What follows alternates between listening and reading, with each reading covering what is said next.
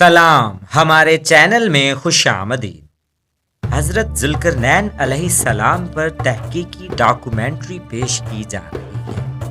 یہ اس سلسلے کی دوسری ویڈیو ہے، جبکہ پہلی ویڈیو کا لنک نیچے ڈسکرپشن میں دیا گیا ہے۔ 7ویں صدی قبل مسیح کے آخر میں ایشیا میں دو بڑی سلطنتیں قائم تھیں۔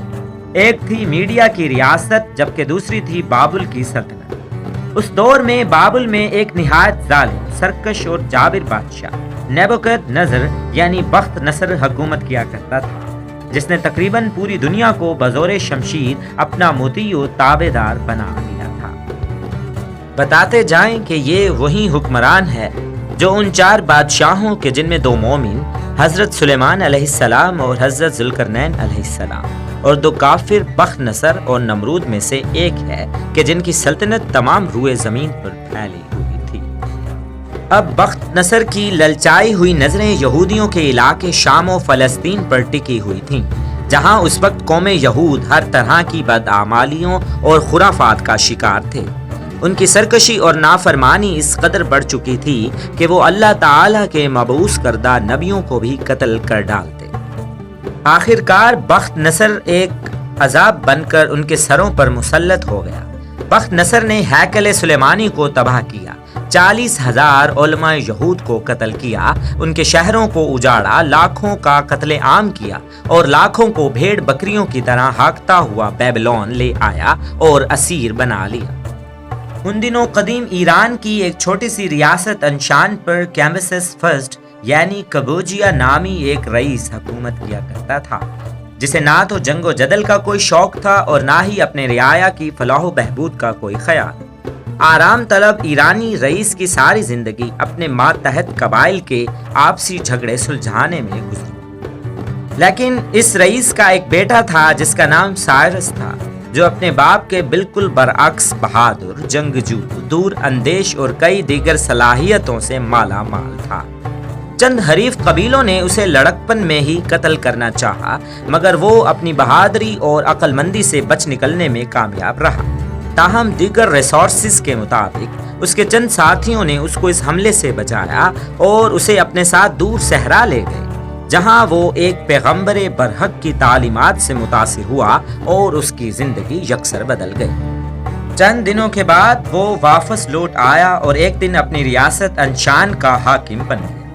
اس نے اپنے باپ کے جمع کیے ہوئے خزانے کو بے دریغ عوام پر خرچ کیا، تعمیرات کرائیں، عادل کا نظام قائم کیا اور دیکھتے ہی دیکھتے فارس کی عوام کا دل جیت لیا۔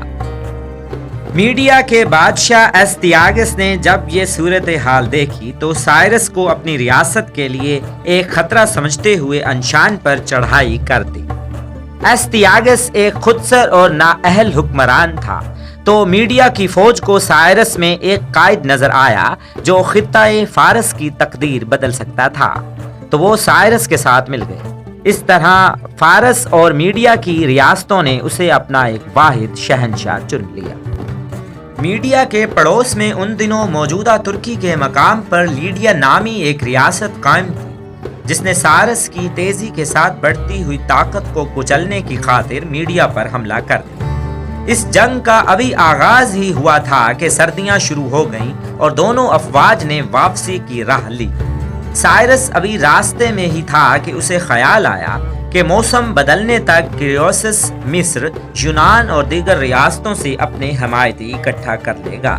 چنانچہ وہ سخت سردیوں کا مقابلہ کرتے ہوئے کیروسس کے سر پہ جا پہنچا، جبکہ دوسری طرف سردیوں کی جنگ بندی کے پیش نظر لیڈیا کے بادشاہ کیروسس نے تمام فوج کو برخاست کر دیا تھا۔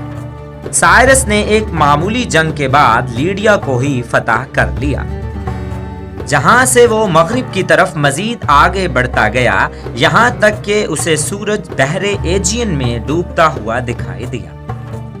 اس سیریز کی پہلی ویڈیو میں ترجمہ کی گئی سورہ کہف کی آیات سے، کہ جن میں ذکر کیا گیا کہ ذوالقرنین علیہ السلام نے مغرب کی جانب مہم کے دوران سورج کو دیکھا کہ گویا وہ ایک دلدلی جھیل میں ڈوب رہا ہے، بیان موجود ہے۔ اور اسی سے ملتے جلتے بیانات یونانی مورخ ہیروڈیٹس سمیت کئی دوسرے مغربی مورخین بھی قلم بند کر چکے ہیں۔ اس کے بعد سائرس مشرق کی جانب ایک مہم پر روانہ ہوا۔ یہاں وحشی صحرا نشین قبائل نے سورشیں برپا کر رکھی تھیں۔ وہ اس قدر غیر مہذب تھے کہ اس وقت تک چھت بنانے کے فن سے بھی لا علم تھے، جس کا ذکر سورہ کہف میں یوں کیا گیا کہ ہم نے سورج اور ان کے درمیان کوئی آڑ نہیں رکھی تھی۔ اس نے وہاں سورج طلوع ہونے کا نظارہ کیا۔ بعض تاریخی حوالوں سے یہ تشریح بھی ملتی ہے کہ یہ قبائل مکران میں آباد تھے۔ جب سائرس ان مہمات میں مشغول تھا تو اس دوران بابل میں بخت نصر مر چکا تھا اور اس کا نااہل بد کردار اور عیاش بیٹا بال شیزار بادشاہ بن چکا تھا۔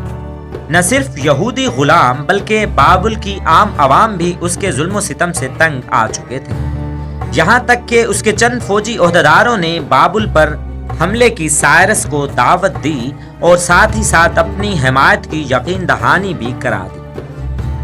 بیبلون پر حملہ کرنا آسان نہیں تھا کیونکہ وہ اس وقت دنیا کا سب سے مضبوط اور ناقابل تسخیر شہر سمجھا جاتا تھا۔ اس کی فصیلیں اس قدر بلند اور تہ در تہ تھیں کہ شہر میں داخلے کا کوئی امکان ممکن نہ تھا۔ تاہم سائرس نے عظیم فوجی اور عسکری حکمت عملی کا مظاہرہ کیا اور نہریں کھود کر دریائے فرات کا رخ موڑ دیا، جہاں سے اس نے بآسانی اپنی فوج شہر میں داخل کر دی۔ اس نے بابل پر قبضہ کر لیا، مفتوح عوام سے حسن سلوک سے پیش آیا اور ان کو ظلم و ستم سے نجات دی۔ یہودیوں کو آزاد کرایا، ان کو وسائل عطا کیے تاکہ وہ اپنے اجڑے ہوئے شہروں کو واپس جا کر آباد کریں اور ہیکل سلیمانی کو بھی دوبارہ تعمیر کرائے۔ اس دن سے بنی اسرائیل سائرس کے احسان مند ہیں اور ان کو اپنا نجات دہندہ سمجھتے ہیں۔ سائرس دا گریٹ کے جن کی سلطنت میں بالکن سٹیٹ سے ساؤتھ ایسٹ یورپ تک اور انڈس ویلی تک کے تمام علاقے شامل تھے، کوئی اور نہیں بلکہ جناب ذوالقرنین علیہ السلام ہیں، جن کو کورش بزرگ کے نام سے بھی یاد کیا جاتا ہے۔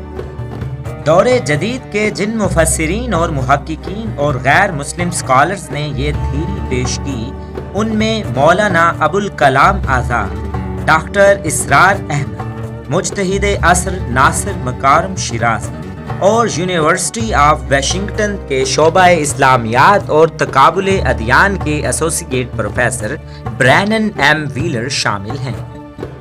بابل کی فتح کے بعد سائرس یعنی ذوالقرنین علیہ السلام اپنی آخری اور ایک خطرناک مہم پر روانہ ہوئے، جہاں ان کا سامنا یاجوج ماجوج نامی زمین کے سب سے وحشی اور فسادی قبائل سے ہوا۔